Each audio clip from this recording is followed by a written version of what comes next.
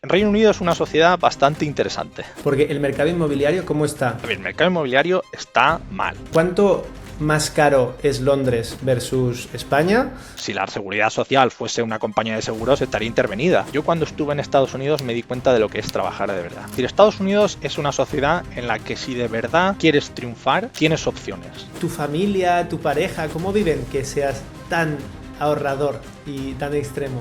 Tú al final tienes un trade-off entre vivir una vida muy cómoda o vivir una vida muy libre. Que a no ser que los descuentos sean del 50%, los números ya no salen. Bienvenidos al podcast de Valio, un lugar donde hacemos nudismo financiero. Yo soy Sergi Benet y hoy estoy con Álvaro Conesa, analista de crédito y suscriptor en Lloyds en Chaucer Group, una aseguradora inglesa, y se autodefine a él mismo como ahorrador e inversor compulsivo. Ahora lo veremos. Gracias por venir y bienvenido al podcast, Álvaro. Bueno, muchas gracias por tenerme, Sergi. La verdad es que es un auténtico honor. Un placer. La verdad es que me han hablado muy bien de ti, de esa faceta ahorradora, sobre todo compulsiva, y alguna historieta bastante rocambolesca que ahora veremos, ¿vale? Pero antes de nada, sí que si te puedes poner en contexto un poco a la audiencia, qué edad tienes, estudios, si tienes hijos, dónde vives. Sí, por supuesto. Bueno, yo soy Álvaro Conesa y tengo 29 años. Vivo en Londres ahora mismo.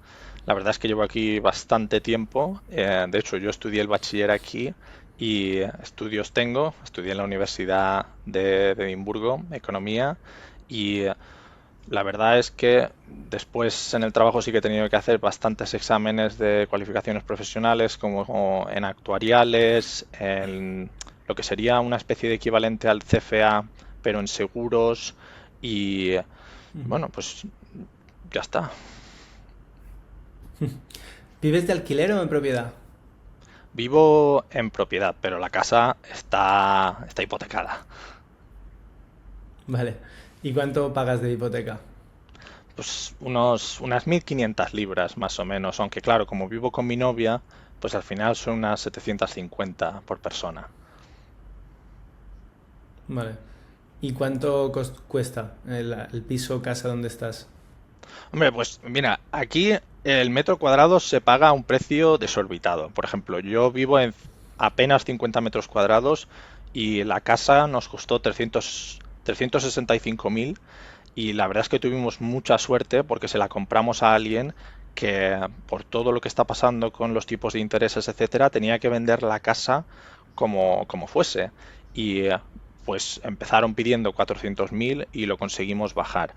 Y al final, pues bueno, nos quedamos en 365.000, tuvimos que hacer una pequeña reforma, entonces al final lo que de verdad nos ha costado ha sido 375.000. Pero dentro de lo que cabe, un piso de una habitación en Londres, en zona 2 más o menos, es muy difícil que lo consigas por debajo de 375.000 libras. Es simplemente imposible. Vale. ¿Y las hipotecas funcionan igual que en España? ¿Te han dado también 30 años o cómo lo has A hecho? ver, sí que, de hecho, yo creo que el mercado hipotecario español está cambiando poco a poco, porque aquí lo más común, y siempre lo ha sido, es que te diesen una hipoteca durante 2, 3, 5 años como mucho fija y luego te fueses del tipo Ujú. fijo al tipo variable.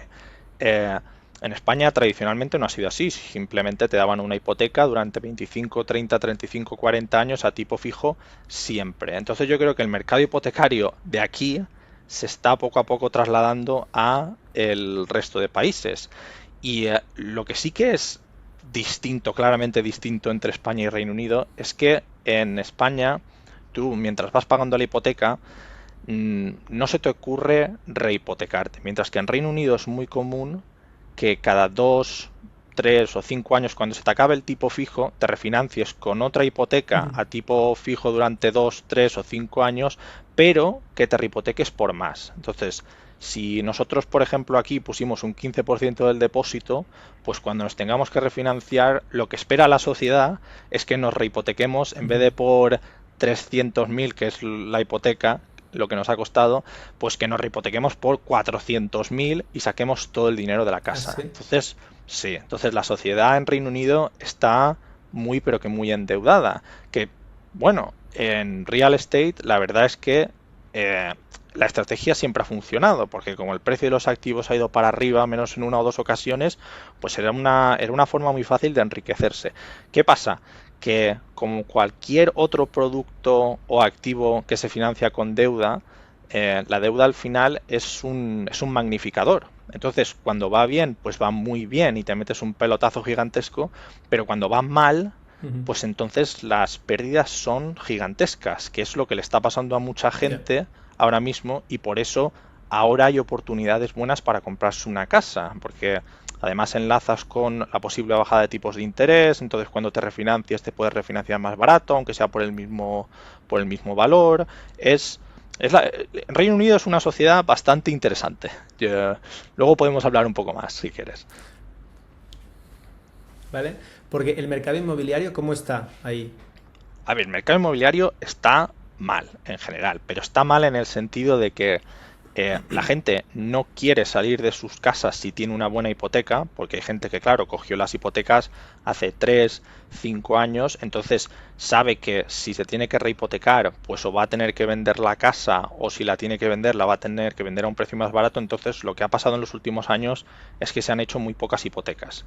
Y aparte de que se han hecho muy pocas hipotecas, la gente que sí que se tiene que estar refinanciando ahora, porque en 2020, cuando los tipos bajaron al cero, y en 2021, que también se mantuvieron cerca del cero, pues la gente corrió a refinanciarse, pues toda esa gente está saliendo ahora poco a poco del mercado. Entonces, esa gente que tiene hipotecas a 3 años y que se las cogió en 2021 está saliendo ahora y está saliendo a tipos pues del 5, del 6, del 7%. Entonces, el dolor de la subida de intereses se empieza a notar ahora. Los precios han bajado de forma nominal, pero de forma real han bajado muchísimo más. En Reino Unido todo el mundo pensaba que la propiedad iba Ujú. a ir para arriba y han tenido razón. De hecho, aquí en las páginas tipo el idealista, Rightmove, que es lo que tenemos aquí, tú puedes ver cómo el precio de las casas ha ido subiendo sin parar. De hecho, el mejor año de todos fue el año 2017 y luego es verdad que han ido subiendo, pero más poco a poco. Ahora la tendencia ya no es que sigan subiendo un poquito, sino que van bajando y claro, eso está haciendo mucho daño a los que te he dicho antes que se han rehipotecado por mucho más, porque de repente se encuentran Ujú. que si se tienen que rehipotecar otra vez va a tener que ser por menos, entonces el banco o les va a pedir que pongan más equity o les va a poner un tipo más alto porque saben que el propietario ya no tiene equity en la casa. Entonces, para todo el mundo que se quiera comprar una casa en Londres ahora, la verdad es que la ventana se ha abierto y no va a durar mucho tiempo tampoco, como mucho 1 o 2 años. Y lo siguiente, y esto también a lo mejor es otra forma de verlo, el mercado del alquiler al final es simplemente supply and demand, ya está. Es decir, hay tantas casas que se pueden alquilar, hay tanta gente que quiere alquilar, eso determina el precio. ¿Qué pasa si el coste del propietario sube?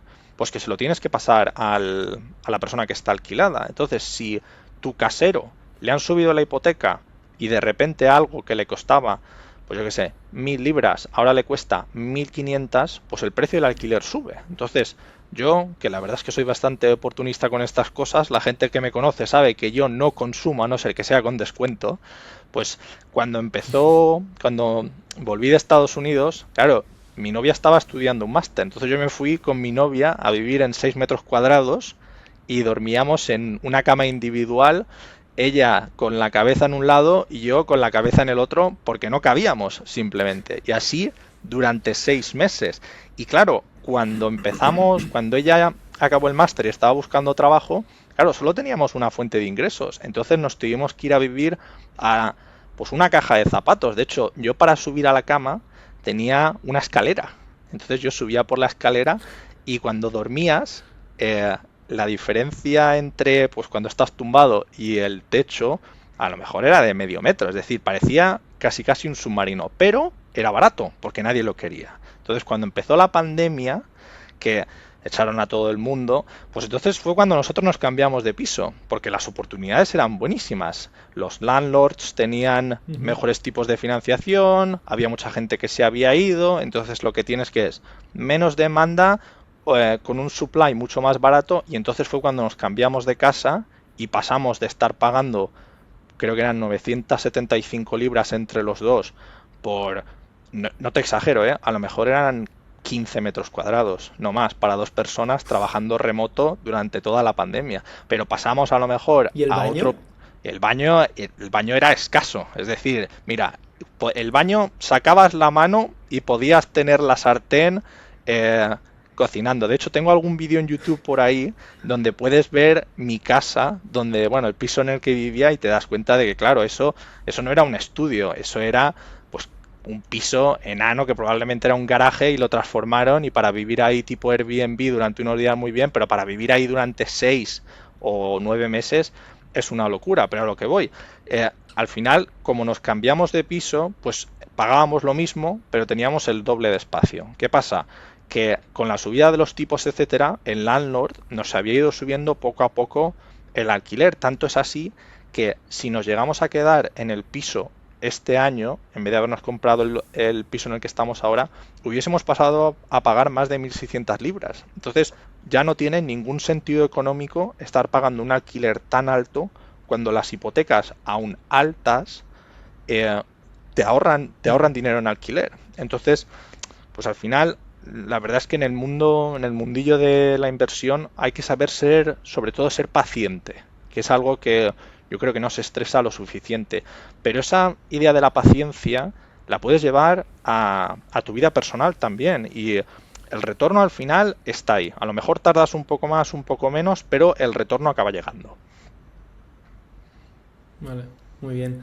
Álvaro, ahora entraremos un poco más en esa parte de ahorro, pero si nos puedes contar un poco qué tal el coste de vida de Londres comparado con España y comparado con tu sueldo también.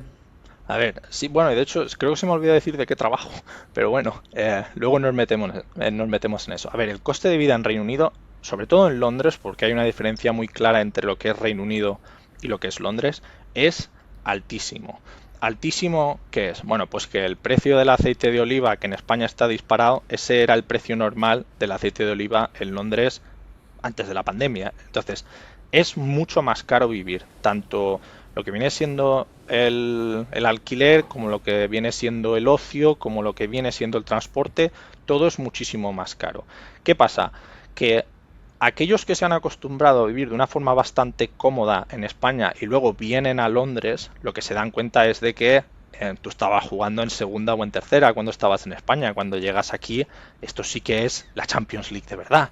De hecho, aunque la vida sea más cara y por tanto te duela, sí que es verdad que cobras más. Entonces, al final, ¿sale a cuentas vivir en Londres en vez de estar en España? Sí, sí que sale a cuentas. Lo que pasa es que tienes que de verdad aprovechar los años que tienes en Londres. Entonces, si la vida es más cara, quieres mantener el mismo estilo de vida que tienes en España y luego quieres volver dentro de 5 o 6 años, lo que vas a descubrir es que el tiempo en Londres ha sido un Erasmus, no ha sido realmente una oportunidad para enriquecerte. Entonces, yo creo que eso la gente lo tiene que tener en cuenta, porque la ciudad te da muchas oportunidades, tiene un coste también, pero si no las aprovechas o si las aprovechas pero luego te lo fundes todo, la verdad es que no va a valer la pena. Para una persona como yo, que yo a lo mejor soy una excepción dentro de lo que cabe, a mí vivir al final me sale por menos de 1.000 libras al mes, pero porque yo vivo una vida austera de verdad. Es decir, yo los grandes placeres es ducharme en mi casa, por ejemplo. Claro, yo nunca me ducho en mi casa, siempre eso en el gimnasio, en la oficina. Entonces el día que me ducho en mi casa es, ¡oh!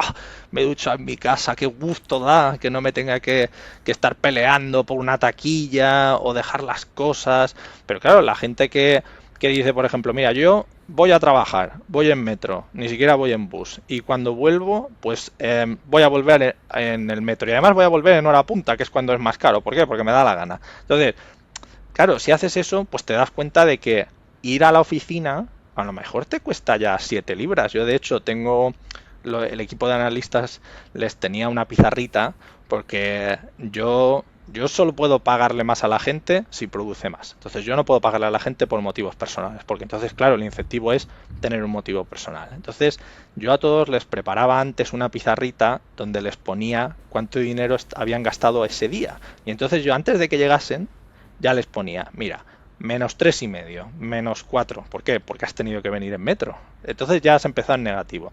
Que luego te tomas un café en el Pret o no sé dónde, que el café, claro, aquí el café ya vale 4 libras. Es imposible encontrar cafés más baratos, a no ser que te vayas a algún lugar escondido, etcétera. Pero bueno, menos 3,5 del bus del metro, menos 4 del café. Luego te tomas otro, porque también te da la gana, es decir, porque lo necesitas. Luego sales a comer y luego te vuelves a casa. Total, que ir a la oficina te ha costado 35 libras. Y luego, claro, dices, no, es que el coste de vida ha subido. Claro, el coste de vida ha subido porque el ritmo de vida que tienes es que en vez de tomarte el café que te damos en la empresa gratis, te lo tomas en el Pret. En vez de traerte la comida de casa, pues no, vas a algún lugar a tomarte tu sándwich, tus ensaladas, tú lo que sea, que encima además están horribles. Es decir, el coste de vida no solo ha afectado a los precios, sino que la calidad de todo ha bajado. Los restaurantes están carísimos. Antes, yo, lo que he dicho antes, yo no consumo a no ser que sea con descuento, pero antes, claro, con un descuento del 10, 20%, pues los números te salían. Pero es que ha subido todo tanto que a no ser que los descuentos sean del 50%, los números ya no salen. Y además, lo que digo es que la calidad de todo ha bajado. De hecho, la gente se queja más que nunca. Yo siempre me he quejado, pero ahora la gente sí que de verdad se queja. Y digo, coño, pues sí que tienen que estar las cosas mal para que la gente que antes no decía ni pío, ahora esté aquí todo el día quejándose conmigo. Vale, Pablo, ¿en qué proporción es la diferencia de Londres a... O sea, ¿cuánto más caro es Londres versus España o Madrid o una ciudad? ¿Y cuánto más cobras allí con la misma posición? A ver, yo nunca he trabajado en España, entonces no lo sé, pero por lo que oigo, al- Londres es al final 2 veces, yo creo que el doble de caro que Madrid. Por ejemplo, aunque bueno, Madrid, como se está convirtiendo, siempre ha sido capital, pero se está convirtiendo en capital europea, pues cada vez están las cosas más caras. ¿Qué pasa? Que en el tema de los sueldos sí que hay una diferencia bestial entre España, bueno, yo creo que entre toda Europa y Reino Unido. Yo de hecho me atrevería a decir que los únicos lugares en los que puedes realmente tener salarios muy buenos fuera de Reino Unido es en Estados Unidos y pues, en Suiza, Singapur, Dubái, etcétera. Pero fuera de esos países, la verdad es que no. Entonces, en Reino Unido, para que te hagas una idea, una persona que cobra 60.000 libras está, pues a lo mejor en el top 10% de la distribución de salarios. De hecho, el Financial Times publicó hace muy poco cuál es la distribución de salarios, que no hay que confundir con ingresos, por favor, que luego ya sé que vienen los más puristas de todos, pero claro, una persona que gana 60.000 libras en Londres y en Reino Unido en general, a lo mejor está pues eso en el top 10, el top 15 de la distribución. En España estás en el top 3, en el top 4. Entonces, ¿qué pasa? Hay sueldos de 60.000 libras y 70.000 y 80.000 y 100.000 y 150.000 a patadas. Entonces, ¿qué pasa? Que aparte de que los sueldos son más altos y por tanto te compensa el nivel de vida, sí que hay muchos más incentivos fiscales. Y eso también es importante tenerlo porque, como yo le digo a todos, lo que queremos es el resultado neto. Al final, a ti lo que te importa es el resultado neto. Entonces, si te funden a impuestos y luego te ponen impuestos al ahorro, te ponen impuestos a la inversión, no te dejan desgravarte parte del sueldo para que vaya a la pensión, etcétera, pues al final lo que ocurre es que pierdes dinero. Entonces, los sueldos son mucho más altos en Reino Unido y sobre todo las ventajas fiscales son mucho mejores. Es cierto que a lo mejor los tramos del IRPF pues son parecidos a los de España. Lo que pasa es que, pues eso, hay muchos más sueldos de 60.000 y 70.000, entonces eso te compensa, pero es sobre todo en la parte de incentivos fiscales, que es la gran diferencia entre Reino Unido y España. Y conocérselos, da igual en qué país estés, es siempre la primera tarea. Tú, al final, juegas dentro de un sistema de reglas. Entonces, si no te conoces las reglas, pues por mucho que intentes jugar bien, no te va a salir bien la jugada. Entonces, yo la verdad es que estoy siempre muy encima de cómo van cambiando las reglas en Reino Unido, ahora que se acaba de anunciar los presupuestos, qué es lo que han cambiado, cómo me afecta a mí, qué plan tengo que tener para el siguiente año fiscal, que por cierto en Reino Unido empieza en abril, no empieza en enero. Entonces, todo eso es importantísimo. Y luego, que la progresión en Londres, que esto sí que es yo creo que una diferencia clara con España, la progresión en Londres es real. Es decir, tú estás en una empresa y lo haces bien y se te recompensa. Y a final de año, si lo has hecho bien y vas a pedir más dinero, te lo dan o más responsabilidades, te lo van a dar porque de verdad lo vales. Mientras que a lo mejor en España, al final de año lo que estás es rezando para que no te echen del trabajo. Reino Unido no es así. De hecho, el mercado es también mucho más flexible y es mucho más fácil saltar de empresa a empresa. Y eso la gente lo ve bien, porque al final has pasado por muchos lugares, has aprendido cosas distintas, todo lo puedes aplicar a tu nuevo trabajo y eso se valora, mientras que en otros países no. En otros países, si te has cambiado de empresa, parece que has traicionado al employer. Entonces, pues te pone en una situación muy difícil, porque ni me pagan más, aunque lo haga bien o lo haga mal. Y además, no me puedo cambiar a otra. Y si lo hago, pues ya está. Es decir, me tengo que quedar con esa empresa durante 10 años. Yo, en Reino Unido, me he cambiado de empresa cada 2 años, más o menos. Y he pasado por varias aseguradoras, pero no porque sea un desastre y me quieran echar siempre, sino porque me han ofrecido cosas mejores y de hecho mientras he estado trabajando en la empresa de ahora me han ofrecido irme a otras empresas y yo he ido a hablar con mi employer para tener una conversación honesta y decir, mira, tú que te conoces mejor en el mercado, ¿tú crees que esto me conviene, no me conviene? ¿Qué podéis hacer? ¿Cómo me podéis ayudar? Y eso en otros lugares, la verdad es que no ocurre. Ya. Cuando hablabas de incentivos fiscales, mucho mejores en Reino Unido que en España, ¿podrías poner algún ejemplo? Sí, pues mira, si tú trabajas desde casa, por lo pronto te dan un allowance, es decir, es como si te quitasen parte de la base imponible. Luego, si ahorras, puedes poner hasta 20.000 libras, que todo lo que ganes dentro de esa cuenta, en la que puedes poner hasta 20.000 libras, está libre de impuestos, de todo tipo de impuestos. No tienes dividend tax, no tienes capital gains tax, no tienes ningún tipo de tax. Te puedes desgravar hasta 60.000 libras de tu sueldo, que van directo a la pensión y por tanto puedes bajar el tramo del IPF. Claro, en España está a pues muy poquito, 1.000, nada. El Capital Gains Allowance, de aquí es decir, todo lo que puedes ganar sin pagar impuestos por impuestos del capital, creo que se llaman en España, es entre 3.000 y 6.000 libras. Tienes también Dividend Allowance, que es lo mismo. Si te dan dividendos, eso no te lo quita de tu allowance del impuesto de capital, sino que es un impuesto completamente distinto. Entonces, al final, cuando tienes tu portfolio, lo que tienes es que saber manejar todas esas allowances, porque a lo mejor hay inversiones que son muy buenas, pero que cuando tienes en cuenta el tratamiento fiscal de dicha inversión, el retorno no es tan bueno. Por ejemplo, las compañías que Ya. pagan dividendos, pues está claro que no son compañías growth, no van a subir. Entonces, ¿qué pasa? ¿Que te vas a perder a lo mejor el 10-15%? Sí, pero si te pagan un 5, un 6% en dividendos y es completamente tax free, pues de repente esa inversión parece que tiene más sentido, ¿no? Además te puede ayudar también a diversificar el portfolio, etcétera. Entonces, todas esas ventajas fiscales es la gran diferencia entre Reino Unido y un montonazo de países y conocérselas todas es necesario porque especialmente hoy en día en que tienes tropecientas mil páginas que te lo agregan todo, te lo dicen todo, te dan los pasos y eso es algo en lo que creo que la gente falla. Sobre todo yo que oigo tu podcast, lo que oigo muchas veces es, bueno, tú lo pones todo en fondos indexados y ya te olvidas. Y la verdad es que es cierto, pero si no tienes en cuenta cómo se trata de forma fiscal un fondo, los impuestos que pagas, bla, bla, bla, pues al final a lo mejor lo que te estás perdiendo es rentabilidad.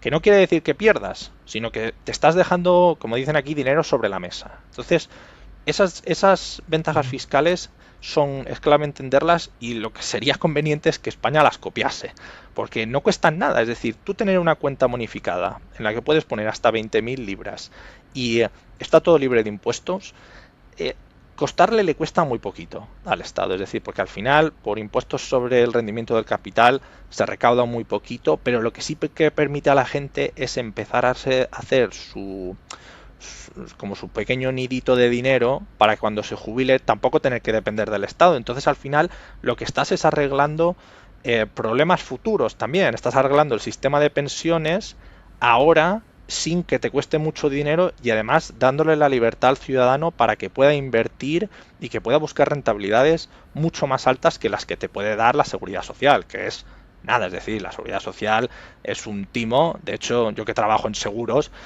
si la seguridad social fuese una compañía de seguros, estaría intervenida, porque es un sacadinero y claro, ningún regulador aprobaría los planes de negocios que tiene la seguridad social, tanto aquí como en España, como en Estados Unidos, donde sea. Muy bien, Álvaro, pues intro hecha. Cuéntanos un poco más de dónde viene ese afán ahorrador, inversor y como tan meticuloso y alguna historia también, aparte de haber vivido bastante apretado una temporada, alguna historia más y por qué tanto ahorro y cuál es tu plan. A ver, yo la verdad es que he pasado por un cambio, yo diría que trascendental en mi vida. Es decir, a mí de pequeño eh, siempre me gustaba gastar. De hecho, incluso cuando llegué a la universidad, en primero y en segundo, yo derrochaba el dinero. ¿Qué dinero? El dinero de mis padres. Tampoco tenía grandes lujos, pero claro, yo salía a cenar y pues bueno, pues me tomaba lo que me diese la gana y tampoco miraba mucho los precios. Hombre, miraba que la cuenta no fuesen al final 200 libras, ni 100, pero bueno, no me importaba. ¿Qué pasa? Que a partir de, sobre todo el verano de segundo de carrera y luego ya definitivamente en tercero y cuarto, ya empecé a hacer trabajos. Yo, la verdad es que eh, fui a la universidad, yo quería ser economista del Estado, quería estar en academia, quería estar en un think tank, lo que sea, y cuando llegué a la universidad me di cuenta que lo que te enseñan en economía, la verdad es que se podría incluso categorizar como hasta cierto punto de mentira. Entonces yo me desencanté por todo el mundo de la academia y todo eso, y me puse a trabajar. Entonces cuando empecé a trabajar, pues claro, me empezaban a pagar, que me pagaban muy poquito a lo mejor, pero claro, el dinero ya era mío.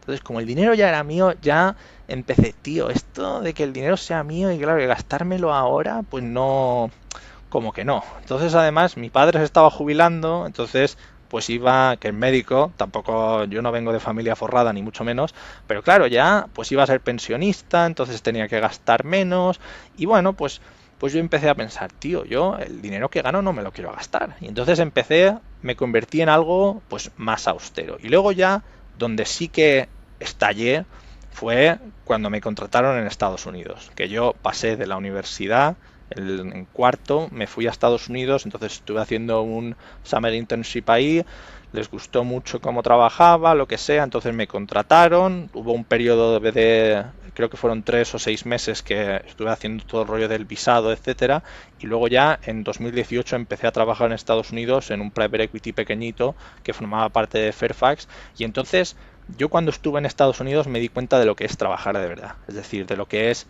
trabajar 16 horas todos los días, no hay ninguna excepción, ni fin de semana, ni que estás enfermo, nada. Es decir, trabajo duro de verdad, intenso, que te consume, te paga muchísimo, porque es verdad que yo cuando empecé a trabajar en Estados Unidos empecé cobrando $50.000 y nada más llegar me lo subieron a 55.000, te daban también pensión, bonuses, entonces al final en el primer año te podías plantar en casi $100.000 simplemente trabajando, pero me di cuenta de que yo eso no era para mí, es decir, yo lo de estar todo el día trabajando y sobre todo trabajando para otros, me parece una locura y que la gente esté dispuesto a hacerlo durante 40 años, pues ya es que no lo entiendo, me estalla la cabeza. Pero ¿qué pasó? Que cuando yo llegué a Estados Unidos pensé, tío, a ver, yo no sé cuánto tiempo voy a estar aquí, entonces tengo que ahorrar al máximo. Entonces yo me lo tomé muy en serio. ¿Qué es en serio? Pues que cuando llegué me cogí un piso normal y corriente de un estudio realmente y entonces yo entré, dejé las maletas, las abrí y ya está. No me quería comprar absolutamente nada. Y entonces la pregunta es, pero el apartamento estaba amueblado. No, el apartamento no estaba amueblado, no había mesas, no había sillas, no había cama. Y entonces yo llegué en el 13, creo, de enero del 2018. Y claro, en Washington DC hace un frío que pela, te lo aseguro. Es decir, te hielas de frío. Pero yo me negaba a comprarme una cama. Me negaba a comprarme una cama, me negaba a poner la calefacción, entonces me cogía los jerseys que tenía, los ponía contra la pared, en el suelo, y entonces yo dormía contra la pared y con el abrigo puesto. Entonces, durante Hostia. 2 o 3 semanas estuve así y entonces al final, ¿qué pasaba? Que como en casa no tenía nada, pasaba mucho más tiempo en la oficina. Y entonces, claro, a mí pues me conocían como el que estaba en la oficina, porque yo no me iba nunca, es decir, yo llegaba allí a las 7 de la mañana aprovechando la calefacción y entonces me quedaba hasta la 1 de la mañana porque sabía que si volvía a casa tenía pues eso, que dormir en el suelo y era una mierda. Entonces, ¿qué pasa? Que la empresa se empezó a dar cuenta y entonces, pues al final como que me medio obligaron a comprarme una cama. Entonces, pues unos amigos de allí me dieron unos cojines, otros me dieron unas sábanas, pues yo no me compré absolutamente nada. Y dio la casualidad que había una empresa de estas que vende, ¿cómo se dice? Vende los colchones. Y entonces estaba en liquidación. Entonces fui y me compré la cama por nada, no sé si eran $175, una cosa así. Y de hecho me llevé la cama yo desde la tienda hasta mi casa por la calle. Que parecía, claro, parecía un vagabundo que había encontrado un colchón y se lo estaba llevando a casa. Y entonces Pero yo para lo puse ahorrarte el transporte. para ahorrarme el transporte, el coste de la cama, todo. Es decir, yo tenía que optimizarlo todo. Y entonces yo puse el colchón sobre el suelo sin poner nada. Entonces no había, pues eso, algo entre el colchón y el suelo. Entonces, ¿tú sabes lo que pasa cuando el suelo está tan frío?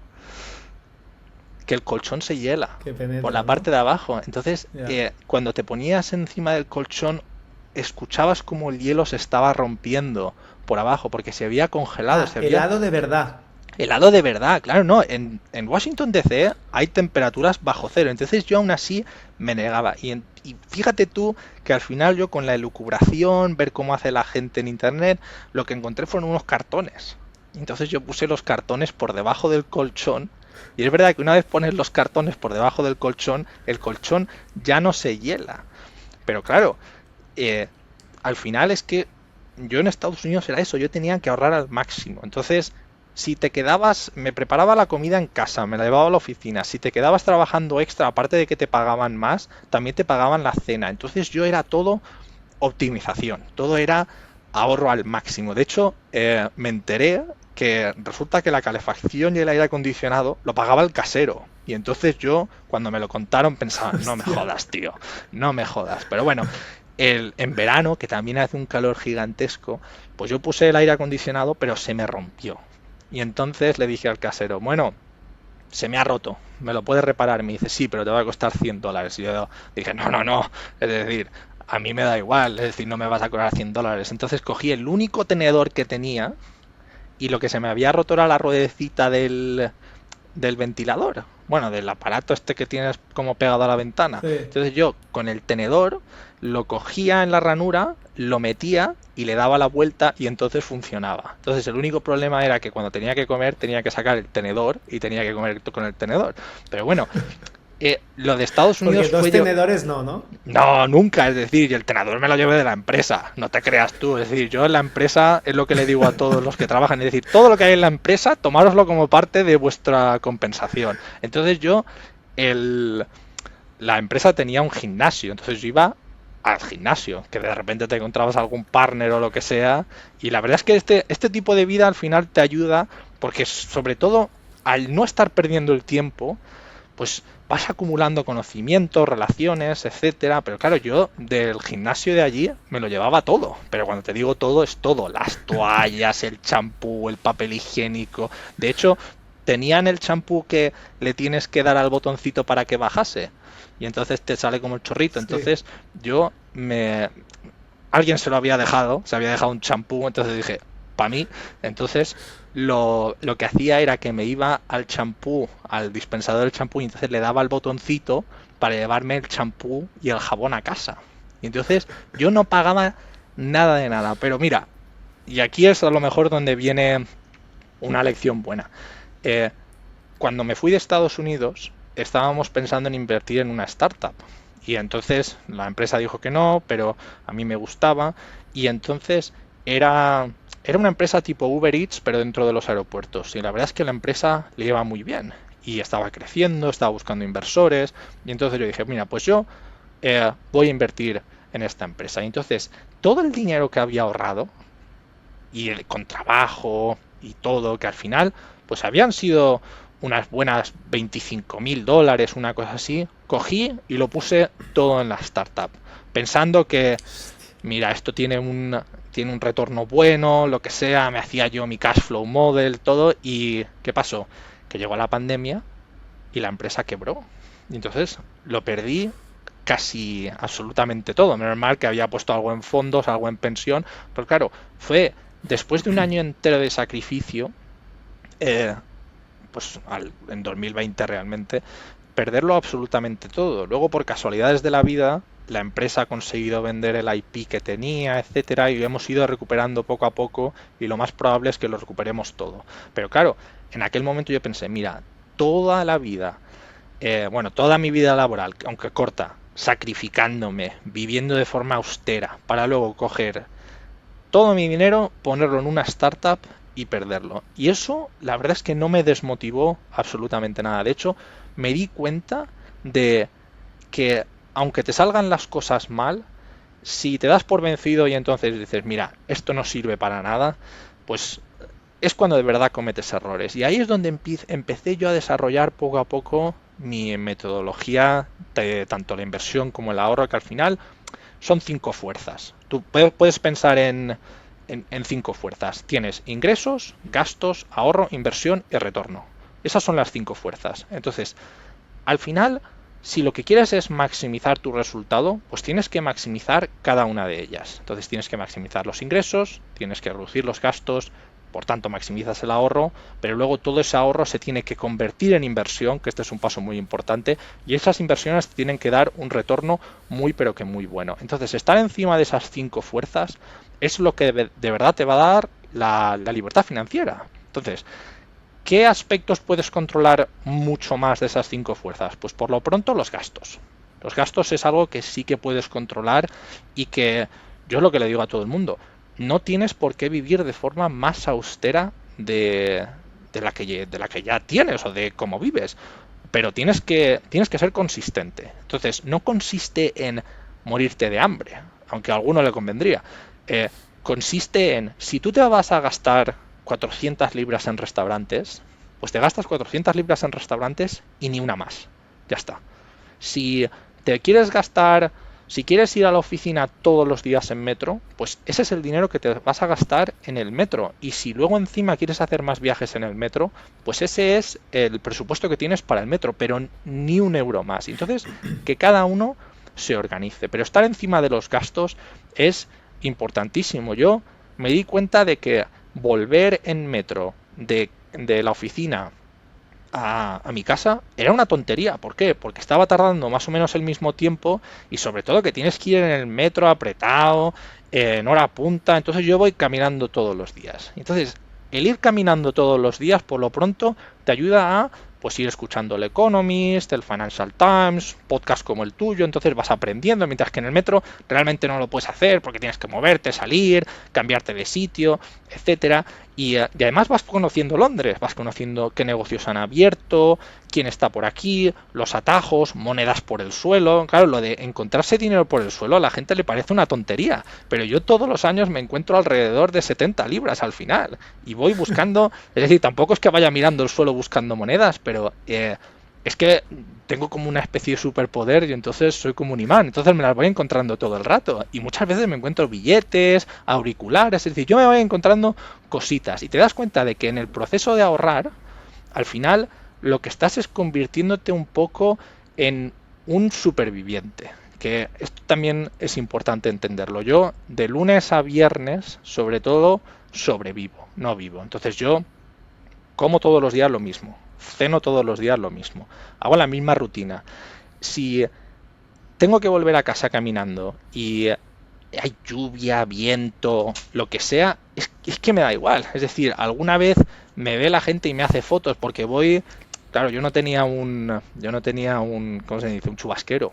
Entonces, claro, yo un día volví a casa, llegué calado por completo y pues como te puedes imaginar, enfadado, lo que sea, pero fue llegar a casa y pensar, tío, no ha estado tan mal. Es decir, venga, deja de quejarte y piensa de verdad que no ha estado tan mal, que al final pues es una historia buena, te has hecho unas risas y te has dado cuenta de que necesitas un chubasquero. Entonces, yo no compro ropa.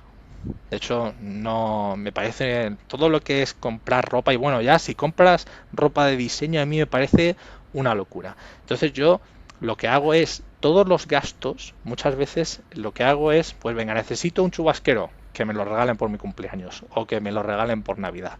Pero gastar en ropa me parece una tontería. De hecho, la camiseta que llevo ahora mismo eh, es un regalo que me hicieron los de Estados Unidos porque claro, como yo viajo ligero, es decir, no llevo maletas grandes ni nada porque tampoco las quiero pagar, pues la gente me veía siempre con la misma ropa, entonces me empezó a regalar su ropa y yo pues la llevo aquí y de hecho el eslogan que tengo es que yo solo llevo ropa que me han regalado o corporate, porque muchas veces la empresa te regala camisetas o lo que sea y entonces ya está. Entonces regalos y corporate, pero todo esto venía por el caminar. Entonces, yo pues me di cuenta de que necesitaba un chubasquero, pero si tenía que esperar 6 meses, pues lo que iba era con bolsas de basura. Entonces, yo iba por la calle con bolsas de basuras para no mojarme. Entonces, claro, es una vida muy sacrificada. Entonces, esa vida Álvaro, sacrificada, perdona, ¿eh? sí. Perdona, es que te tengo que parar porque estoy flipando. O sea, todo esto es de verdad, es de verdad. Todo esto lo ¿Lo puedes dices en comprobar, serio? todo esto lo puedes comprobar con la gente, sí. Pero es que lo que, o sea, me sorprende, nunca había conocido a nadie tan austero, o sea, me parece extremo, exagerado, muy bestia. Entiendo entiendo la Sí, filosofía, ¿eh? Pero muy sacrificado, o sea, muy sacrificado por tu parte. Pero lo que más muchísimo. me sorprende, o sea, que siendo tan austero, que te dejes 25.000 euros todos tus ahorros en una startup, o sea, Es, no casa mucho con la filosofía de tan mirar el euro tan extremo y tal, y de golpe 25.000 euros en uno de los activos más arriesgados que existe. En efecto, y de hecho, de lo que estoy muy agradecido es de que esa mala inversión la cometiese nada más empezar a trabajar, porque fue en el año 2018. Entonces, claro, yo me di cuenta de que al final no hay activos sin riesgo. Entonces, esto es algo que la gente también le tiene que entrar a la cabeza. Pero claro, tú no te puedes jugar todo tu patrimonio a una inversión. Porque la Mm. inversión al final no es como el fútbol. Claro, en el fútbol tú metes un gol o dos como mucho y ya has ganado el partido. Pero en realidad es que la inversión es como el tenis. Es decir, tú puedes marcar el punto de tu vida en tenis, pero es un punto nada más. Y el Mm. partido continúa. Entonces, no puedes jugarte todo tu patrimonio o que tu inversión principal sea una inversión extremadamente especulativa. Entonces, ¿qué pasa? Que yo cuando volví de Estados Unidos, y entonces ya llegué a Reino Unido, claro, yo me empecé a interesar por, pues, cómo tenía que invertir, porque en esas 5 fuerzas que te he dicho, los ingresos, los gastos, los ahorros, las inversiones y los retornos, claro, yo me empecé a dar cuenta de que las mejores inversiones son aquellas que no tienen ningún tipo de coste y que además tienen retornos que más o menos eres capaz de predecir, porque a lo mejor tienes muchos datos, hay mucha historia, lo que sea. Entonces, ¿qué pasa? Que todas mis inversiones al final se concentran en, pues, fondos indexados, pero dentro incluso de los fondos indexados no es tanto como, venga, pues lo pongo todo a World Equity o lo pongo todo al S&P, porque, y esto a la gente también le tiene que entrar en la cabeza, tú hay un momento en el que no te puedes diversificar más. De hecho, en economía y en business siempre te enseñan el rollo de el Modern Portfolio Theory, que es a fin de cuentas que pues las inversiones con más riesgo son las que tienen más retorno, entonces si te diversificas un poco más lo que tienes son activos que no están correlacionados, pero hay un momento en el que la diversificación se te fastidia, es decir, la diversificación lo que hace es reducirte el retorno mientras te va aumentando el riesgo. Aunque bueno, el riesgo aquí la gente lo entiende como volatilidad, que yo no estoy del todo muy de acuerdo. Entonces, ¿qué pasa? Yo al final, cuando invierto, lo que lo que busco es en qué invierto. Entonces, para la gente que no se quiera calentar la cabeza, pues sí, lo inviertes todo en World Equity y te olvidas. Pero para la gente que quiera estar un poco más por delante, y aquí es realmente donde tienes los resultados más anormales. Y aquí hay que ir con cuidado porque anormal puede ir bien o puede ir mal. Pero al igual que en el rollo del ahorro, claro, el resultado anormal es aquel que tú de repente pues te empiezas a comportar de una forma que no va con la manada, es decir, sino que te estás saliendo un poco de la normalidad. Entonces, si tú, por ejemplo, ves el retorno de World Equity, de primeras que estás dejando fuera un montonazo de activos. Entonces la gente que dice, no, yo lo tengo diversificado. No, tú como mucho lo tienes diversificado dentro del mundo del equity, pero no tienes ni exposición a bonos, ni exposición a activos más especulativos como puede ser el Bitcoin, como a commodities, es decir, te lo estás jugando todo a equities. ¿Y qué te está dando eso? Pues te está dando alrededor de el 7%. ¿Por qué 7%? Bueno, pues porque si tienes un 2% de inflación, el mundo crece al 3% más o menos y el equity market es capaz de capturar una parte más grande de ese growth, pues que te dé un 7% tiene sentido. Pero yo te digo, oye, ¿por qué no lo metes todo en la bolsa americana? Si la bolsa americana en el mismo periodo te ha devuelto 10%. Y entonces dices, bueno, pues sí, pues tienes razón, porque tiene más retorno cuando consideramos periodos de 60 años. Y claro, el paso del World Equity a la bolsa estadounidense a la gente no le cuesta mucho porque dice, bueno, pues lo que estoy es invirtiendo en América, etcétera, pero no se le pasa por la cabeza pensar que han perdido diversificación. De hecho, están contentos. Yo he oído mucha gente aquí en tu podcast que dice, no, yo lo tengo todo en fondos indexados que siguen a Estados Unidos bien diversificados. Y, bueno, bien diversificados ya no, porque te dejas todo el resto del mundo fuera y todos los otros activos de los que hemos hablado. Pero yo te hago otra pregunta y te digo, oye, pero ¿hay sectores del SP500 que estén dando mejor rentabilidad? Y entonces la gente ahí ya empieza a tener un poco más de miedo, porque no se lo quiere jugar todo a un sector. Entonces, yo muchas veces lo que me especializo es en entender cuáles son las tendencias seculares de las economías, porque yo en el mercado de seguros soy analista de crédito, soy suscriptor, entonces yo al final lo que tengo que ver es qué activos van a tener menos riesgo en un periodo de 7 años, que es más o menos lo que duran nuestras pólizas. Entonces lo que te das cuenta es que dentro del SP500 hay una diferencia gigantesca entre pues el top 10 y el resto del índice. Tanto es así que si al SP500 le quitas 493 empresas, lo que te das cuenta es que en los últimos años ha ido mal. Ha ido bastante mal, con rentabilidades muy, pero que muy pésimas. Solo han funcionado, pues eso, 5, 7, 10 empresas. De hecho, en Estados Unidos siempre les gusta poner acrónimos a todas las inversiones. Entonces, pues tenías el FANG, tenías el MAGA, tenías el GAFA, tenías ahora las magníficas 7, pero la realidad es esa, es que incluso cuando estás invirtiendo en el SP500, en realidad lo que estás es invirtiendo es alrededor del 25-35% de tu patrimonio en 7 empresas. ¿Eso es algo bueno? ¿Es algo malo? Bueno, pues eso es algo que ocurre. Ya está.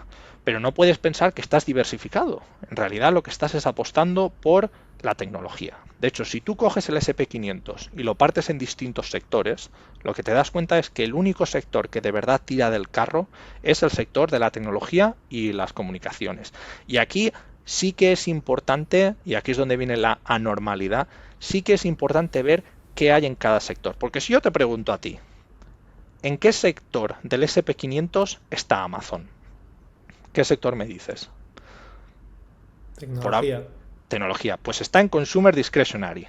Y si te digo Tesla, ¿en qué sector está del SP500? Tecnología, ¿no? Pues Tecnología. no. En Consumer Discretionary. Entonces, ¿qué pasa? Hay que entender cuando empiezas a invertir de forma temática, que un tema puede ser la geografía, la gente dice, bueno, pues yo me lo juego todo a Estados Unidos, pero otro tema puede ser el sector, te das cuenta de que hay empresas que a lo mejor crees en las que estás invirtiendo y no es así. Entonces, yo al final lo que me entretengo un poco es de ver si el retorno del SP500 en los últimos, pues esos 60 años ha sido del 10%, ¿por qué ha sido? ¿Qué sectores han funcionado? ¿Cuándo han funcionado bien? Claro, la gente piensa que invertir en tecnología siempre ha sido una apuesta segura y no es así. De hecho, tú te vas a los años 60 y te das cuenta de que las compañías que tiraban del carro eran las compañías industriales. ¿Por qué? Porque era el final de la Segunda Guerra Mundial, era la reconstrucción, entonces esas eran las empresas que funcionaban. Te vas a los 70 y entonces tienes las crisis del petróleo, entonces lo que funciona bien es la energía. Luego sigues para adelante, cae el muro de Berlín, el mundo se globaliza, entonces las empresas que de verdad funcionan son las multinacionales, es McDonald's, es Starbucks, son todas esas empresas, pero luego empiezas a avanzar en el tiempo y claro, te das cuenta, claro, en el año 2000 que funcionaba bien, pues por ejemplo los bancos se forraban de verdad, las aseguradoras, etcétera, pero a nosotros, nuestra generación, lo que nos ha tocado vivir es sobre todo la revolución de la inteligencia artificial, que es precisamente lo que no es ruido. Cuando Warren Buffett habla de lo que es ruido y lo que no es ruido, pues no es ruido que yo pueda meterme en el chat GPT y pueda escribir como me dé la gana, es decir, sin utilizar ningún tipo de programación, lo que sea, y me dé una respuesta. Y además me dé una respuesta correcta, me sepa analizar datos, sea capaz de crearme imágenes, películas, vídeos. Claro, eso no es ruido. Entonces, mi inversión se centra sobre todo en apostar por esas tendencias seculares de la economía, que ahora mismo son tres. La tecnología, la descarbonización, aunque le duela a la gente, y luego podemos hablar de esto, y la geopolítica. Entonces, la más importante de todas es la parte de la tecnología, que lleva ya unos cuantos años, es decir, puedes cogerlo así como empieza con Internet, pero luego está la computación, luego te vas a la parte del cloud, te vas a la parte de las redes sociales, te vas ahora a la parte de inteligencia artificial, eso es lo que ha ido funcionando. E incluso me atrevería a decir que dentro de la tecnología hay que también entender cómo funciona. Por ejemplo, los semiconductores que están ahora en boca de todos. Claro, si tú no entiendes la diferencia entre la tecnología analógica y la tecnología digital, o la parte de los semiconductores que es logic y la parte que es memory, pues al final a lo mejor acabas invirtiendo en empresas como Texas Instruments, como United Foundries, Global Foundries, que son empresas que no valen la pena y si las ves en el índice y pesan más de un 2%, tienes que salir corriendo. Entonces, entender la tendencia, quién se está beneficiando, por qué se está beneficiando, todo eso es importante porque eso es lo que te da el resultado anormal. ¿Qué pasa? La gente que no se quiera comer la cabeza, pues nada, que lo invierta todo en un fondo diversificado, que yo le recomendaría siempre Estados Unidos más que el World Equity, sobre todo porque eso, que al final quien de verdad tira del carro a nivel geográfico es Estados Unidos y cuando trabajas allí lo entiendes. Yo de hecho le digo a la gente que vivo medio jubilado porque no hay comparación entre lo que se hace en Estados Unidos y lo que se hace en Europa o incluso en Asia. Pero para la gente que quiera tener pues un resultado anormal, muchísimo mejor, pues lo que tienes que empezar a rebalancear un poco el portfolio. Entonces, pues yo qué sé, te podrías poner 50% o 25% World, 25% SP500, 50% fondos específicos de tecnología que saben lo que están haciendo, que además están manejados de forma pasiva. Claro, la gente no acaba de entender del todo que tener un fondo pasivo no significa tener un fondo diversificado. Invertir de forma pasiva es una forma barata y casi automática de invertir, pero no tiene nada que ver con la diversificación. Lo mismo que la gente que invierte en fondos que son managed, pero que a lo mejor la idea que tiene el manager es pasiva realmente, es decir, lo que quiere es invertir en las mismas empresas, las selecciona, pero una vez las ha elegido ya no las cambia durante 50 años, por ejemplo. Entonces, todos estos detalles la gente tiene que empezar a prestarles un poco más de atención, sobre todo si lo que quieren es lo que digo, el resultado anormal. Y para los que no se quieran comer la cabeza, pues por supuesto que sigan invirtiendo de forma pasiva, que además a mí me beneficia más que nadie, porque si cada euro que estás metiendo en el stock market, el 25% acaba en 7 empresas, esas 7 empresas tienen la fuente de financiación más barata de todo el mundo. Entonces, al final, cuando uno descuenta la caja futura de la empresa, lo que empieza a mirar es cuál es el coste de la deuda, que muchas de estas empresas de las que estamos hablando en los sectores que toca no tienen deuda, entonces cero descuento, pero luego también mira cuál es el coste del capital. Entonces el coste del capital para una empresa como Apple es cero, casi casi. ¿Por qué? Pues porque cada euro que está entrando se está llevando, pues a lo mejor 5 centavos. Entonces, y además, cada vez hay más gente que invierte de forma pasiva. Entonces, lo que tienes es gente que invierte, le da financiación barata a estas empresas y tú te estás beneficiando porque son las que tiran del carro. Entonces, al final, el retorno ha sido bestial. Es decir, año tras año se están consiguiendo retornos del 20% en un sector específico, que es mucho más volátil, por supuesto. Por ejemplo, 2022 fue un año horrible, pero de hecho yo tengo por ahí algún vídeo en el que digo por qué hay que invertir en 2022, que de hecho es yo lo que le digo a todo el mundo: si yo no salgo a cenar a no ser que sea con descuento, yo no salgo a comprar a no ser que sea con descuento. Entonces el descuento en el stock market son años como el 2020, son años como el 2022. Es decir, al final, si eres capaz de encadenar 2 o 3 años buenos, que es verdad que no suelen ocurrir, porque si te vas desde la crisis financiera hasta creo que es el año 2018, que por cierto es cuando yo empecé a trabajar, el S&P 500 había subido, bueno, casi todos los stock markets mundiales habían subido sin parar, pues claro, dices, joder, es que me han dado una oportunidad buenísima. Yo alguna vez digo que vivo del miedo de la gente, pero no por ser malvado, sino simplemente es porque en el 2020 tienes la pandemia, el mundo cierra y parece el apocalipsis. Claro, parece que todo, vamos, ya no se va a utilizar el petróleo, nos vamos a morir todos por el virus, el mundo va a cambiar tanto que no lo vamos a reconocer cuando salgamos al exterior, las conspiraciones, todo eso.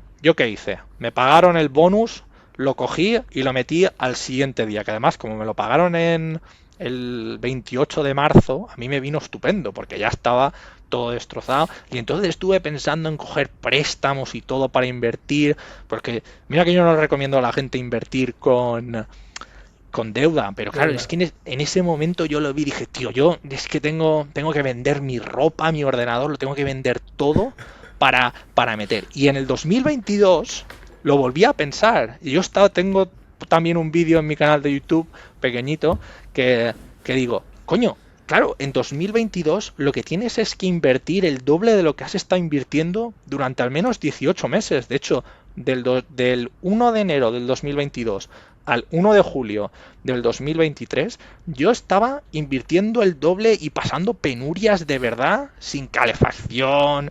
Esto fue cuando empecé a volver caminando de la empresa a casa, porque claro, yo lo veía y decía, tío, es que esta oportunidad solo va a haber una. Entonces, en esas 5 fuerzas de las que tardas caminando, Álvaro? 1 hora y cuarto más o menos. 1 hora y cuarto, pero me lo paso genial, es decir, yo voy en mi mundo por ahí. Y una pregunta, que decías que hay mucha diferencia, o sea, no tiene nada que ver Estados Unidos, Europa y tal, ¿te refieres a cómo se trabaja? O sea, lo que se trabaja. Todo, pero a nivel de trabajo, a nivel de emprendimiento, es decir, Estados Unidos es una sociedad en la que si de verdad quieres triunfar, tienes opciones. No sobre todo, pues eso, a nivel profesional, a nivel personal, las oportunidades están ahí.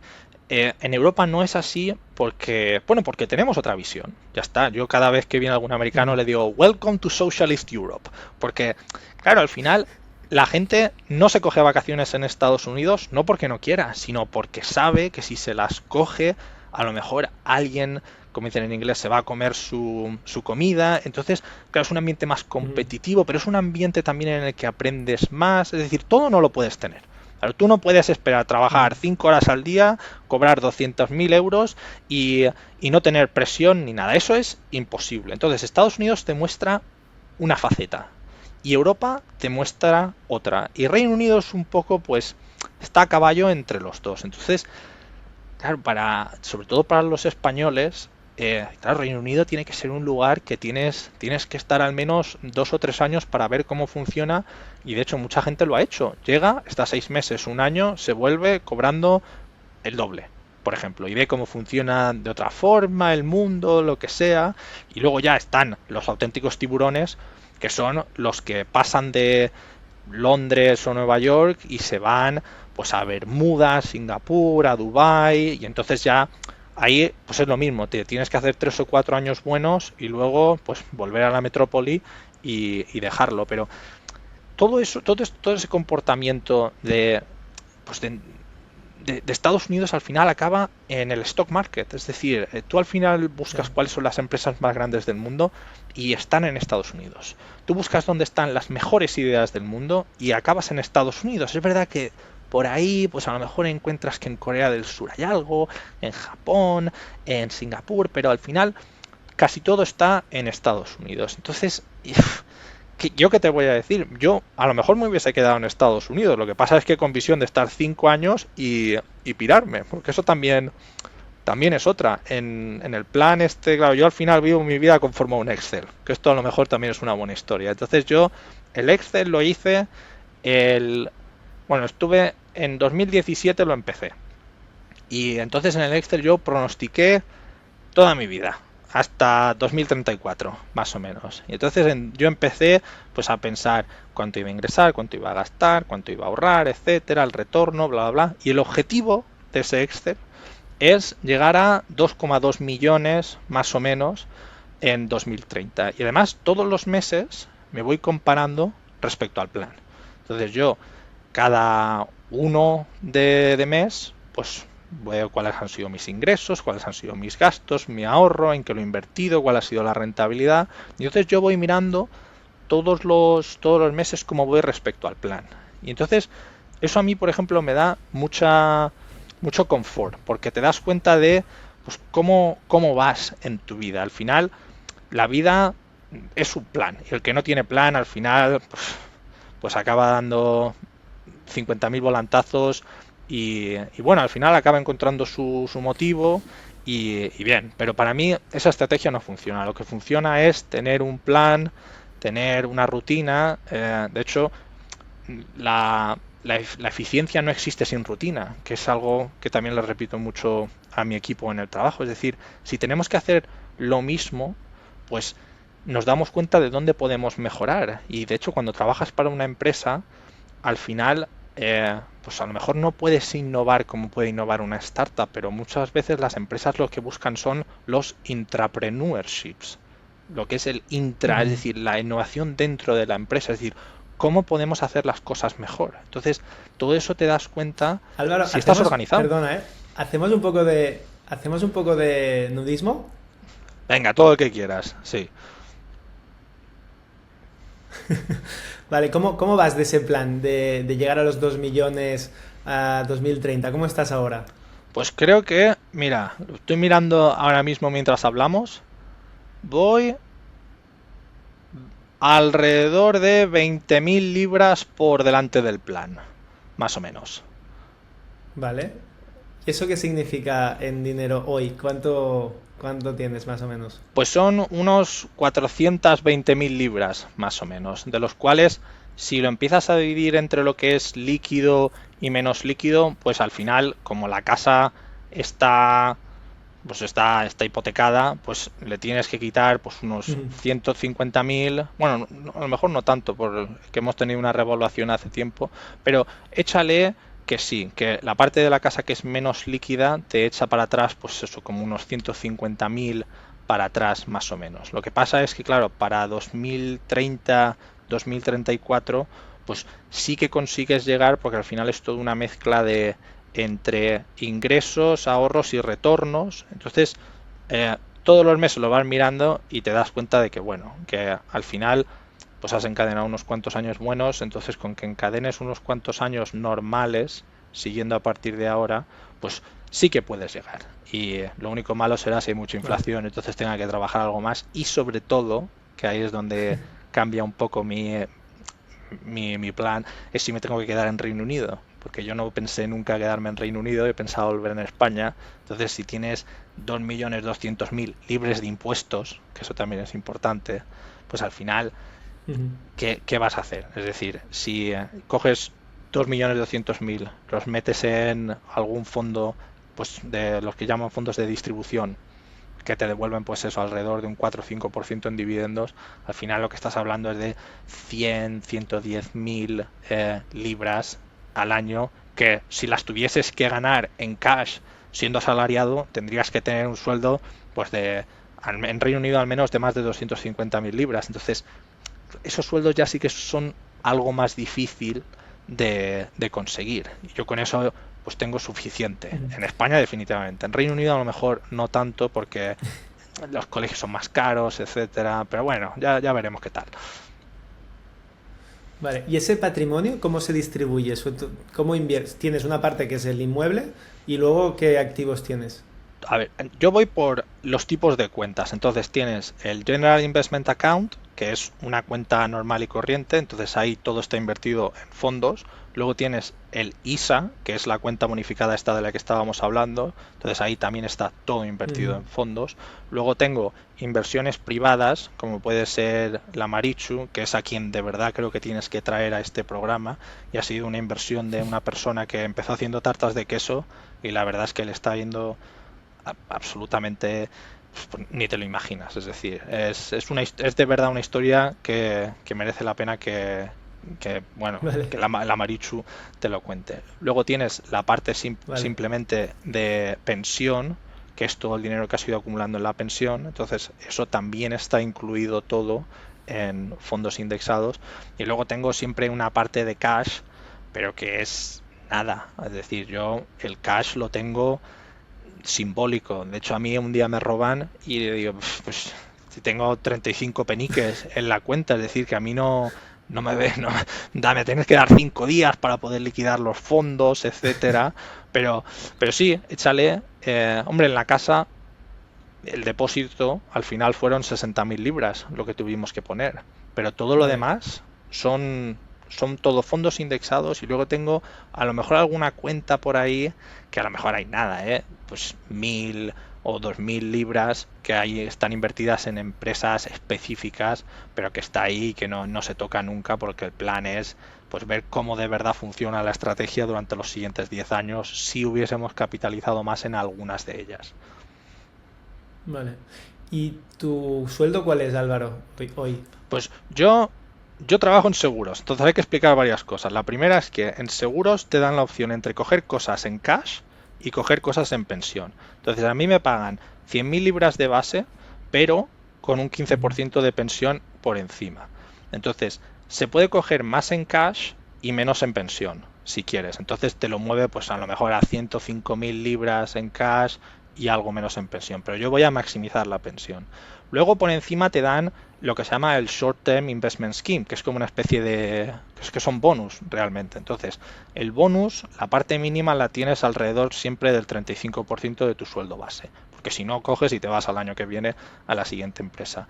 Y luego como yo soy como una especie de socio de la empresa, también participas de el Long Term Investment Incentive Scheme, que es en las aseguradoras tradicionalmente de aquí de Reino Unido, pues cuando te convertías como en un socio lo que te dejaban era poner tu capital para estar detrás de la aseguradora, pero Ujú. lo han tenido que cambiar y entonces eso es otro mínimo de un 15% del sueldo. Entonces, un año bueno, un año normal, pues generalmente acabas pues con un compensation package de alrededor de pues 175.000 libras, más o menos. Pero un año bueno, como por ejemplo ha sido el año pasado y este, pues a lo mejor sí que consigues más de 200.000, 220.000, a lo mejor sí encadenas alguna promotion 250.000, pero lo importante que le tiene que quedar claro a la gente es que al final a ti te pagan por producir.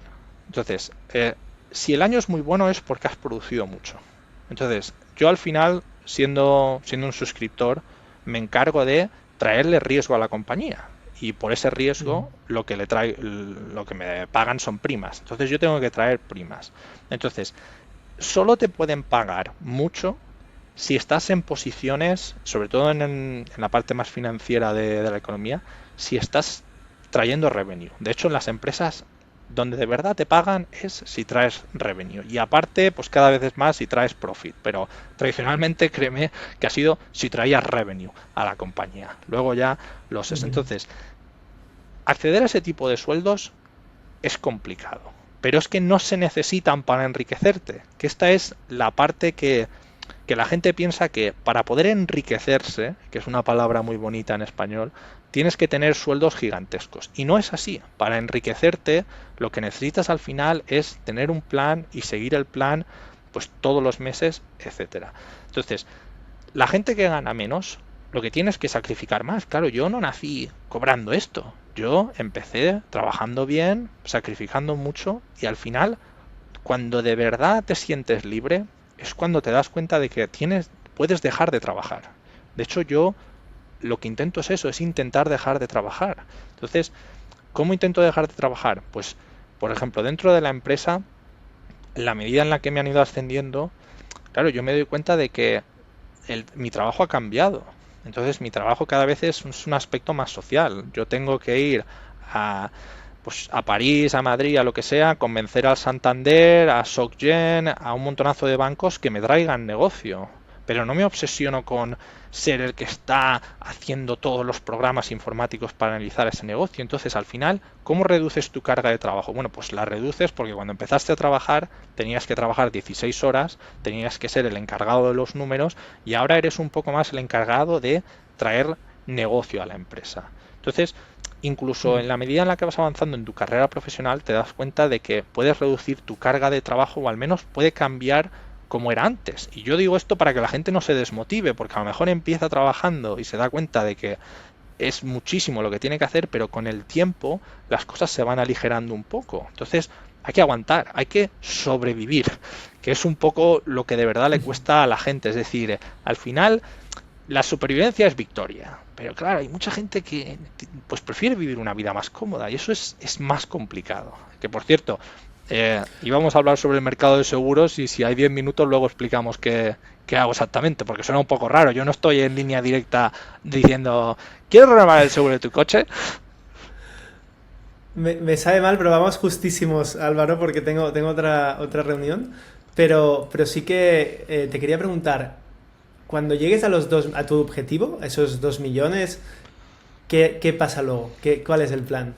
Hombre, yo he pensado siempre que llegar a los 2.200.000 te da la oportunidad de dejar de trabajar. Entonces puedes seguir trabajando y de hecho puedes tener un trabajo distinto. En el mercado de seguros, puesto que lo que hacemos son seguros corporativos, pues lo que suele haber es un independent reviewer, que es alguien que viene a la empresa una vez al mes, mira las pólizas que se han escrito, cómo se han hecho, etcétera. Entonces es un trabajo muchísimo más ligero, que no tiene tantas responsabilidades y claro, a mí me gustaría o hacer eso, convertirme en una especie de non-executive o independent reviewer, o sí que a lo mejor empezar mi propia aseguradora, que aquí en Londres se pueden empezar, es un proceso un tanto raro, pero ya sería trabajar para mí, sobre todo.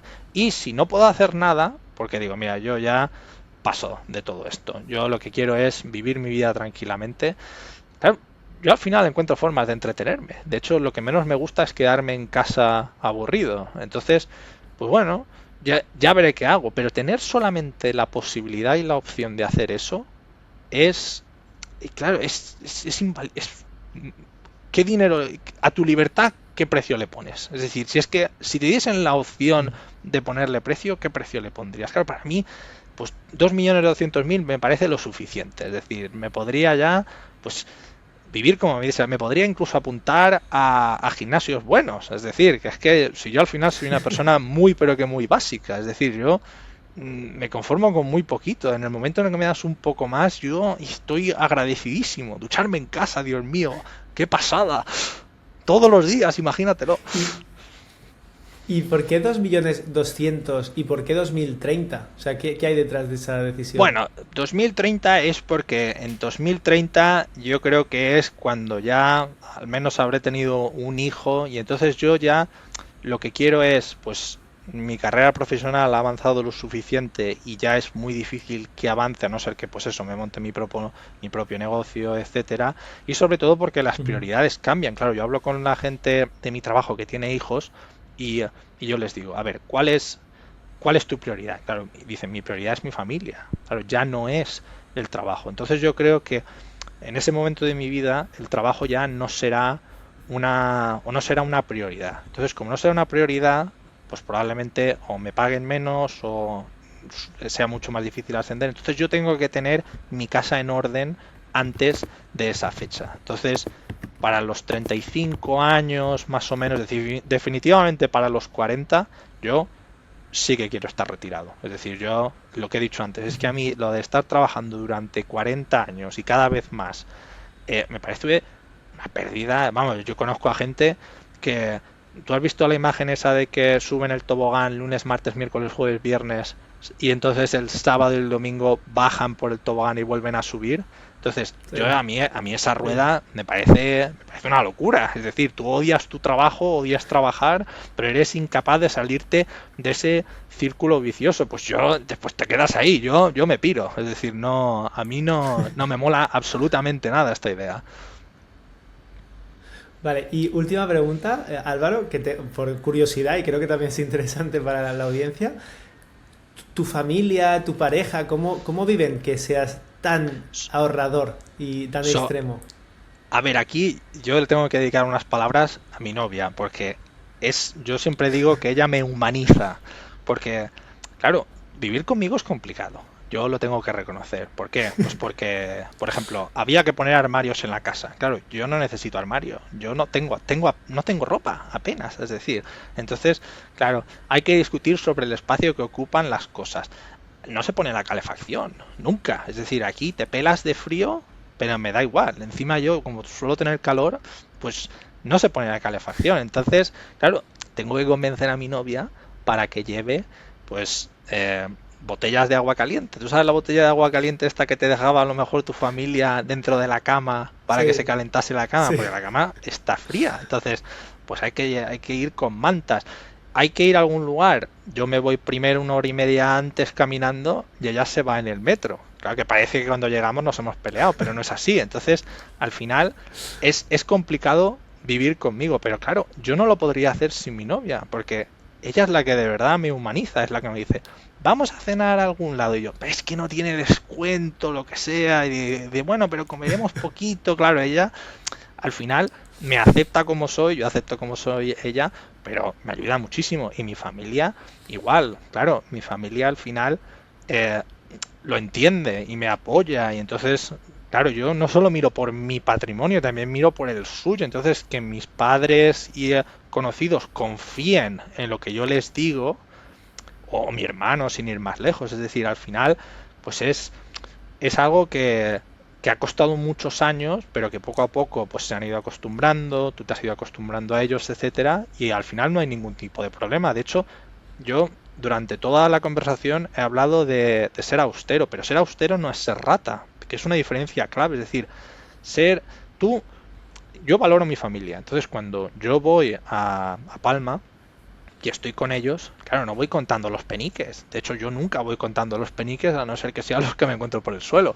Pero la idea de, claro, yo voy a Palma, entonces, ¿qué prefiero? ¿Salir a cenar en Londres, que me cuesta toda una pasta, está malo, etcétera, y me acabo quejando? ¿O esperar a llegar a Palma e invitar a mi familia a tomar paella las 2 o 3 semanas que estoy ahí, etcétera? Es decir, al final la gente tiene que elegir, no lo puede tener todo. Si tú quieres tener un plan y seguir el plan, pues lo que no puede ser es que el plan esté plagado de excepciones constantemente. Entonces, uno tiene que elegir y yo pues elijo mi familia, elijo mi novia y todo lo demás, pues claro, a mi novia no le afecta que yo vuelva del trabajo caminando. De hecho, no trabaja ni siquiera en el mismo sitio. Entonces yo también no obligo a nadie a Pero vivir la como yo calefacción vivo. sí, ¿eh? La calefacción sí, eso sí que es un problema, ha habido muchas discusiones, pero bueno, que al final también es una mezcla de todo, es decir, pues claro, que ponemos la calefacción un día, bueno, pues no pasa nada, pero otra cosa es que te quieras despertar y que todo esté calentito, que toques el suelo y el suelo pues no esté frío, claro, eso no va conmigo, entonces al final pues se hablan las cosas y la gente te entiende al final. A ver, bueno, la filosofía estoica muchas veces habla de que vivimos demasiado cómodos, ¿no? Y que a veces es bueno no estar tan cómodo. Es que yo creo que ahí está la cuestión. Es decir, tú al final tienes un trade-off entre vivir una vida muy cómoda o vivir una vida muy libre. Entonces yo creo que ese es el trade-off de verdad. Entonces, en la medida en la que vives de forma más libre, pues claro, tienes que ser más responsable. Entonces, al ser más responsable, lo que estás es consumiendo, pues, pues estás consumiéndote a ti mismo, porque claro, tienes que estar encima de casi todo. Pero en la medida en la que tienes una vida más cómoda, de hecho, tú imagínate que a ti el Estado te lo diese todo gratis, por ejemplo, pues no te tendrías que preocupar por absolutamente nada. Pero claro, estarías siempre al servicio del Estado. Y cuando digo el Estado puede ser lo que sea, puede ser un multimillonario, es decir, da igual, en el momento en el que vives una vida cómoda, en la que no te tienes que preocupar por nada, generalmente lo que estás es viviendo porque otros te dicen cómo tienes que vivir. Entonces yo por ahí no voy. Yo quiero ser libre y responsable y en general no obligo a nadie nunca que sea libre y responsable, que la gente haga lo que quiera, pero que a mí me dejen en paz, sobre todo. Es decir, yo con que no me molesten es suficiente. Muy bien, Álvaro. Oye, me ha encantado, me ha sorprendido muchísimo, muchísimo. Y nada, espero que sea útil también para la audiencia ver un perfil tan distinto. ¿Dónde te encontramos, Álvaro? Pues a ver, yo tengo un canal pequeñito en YouTube que se llama Actualidad y Bolsa, pero la verdad es que ya está. Es decir, como no sea que me contacten por email, no creo que me puedan encontrar en otro sitio. Vale, bueno, lo ponemos, actualidad y bolsa. Actualidad y Bolsa, sí. Hombre, mi mail personal es Álvaro con esa Vidagañ, es decir, mi nombre y mis dos apellidos, @gmail.com, pero ya está. No hay más. Vale.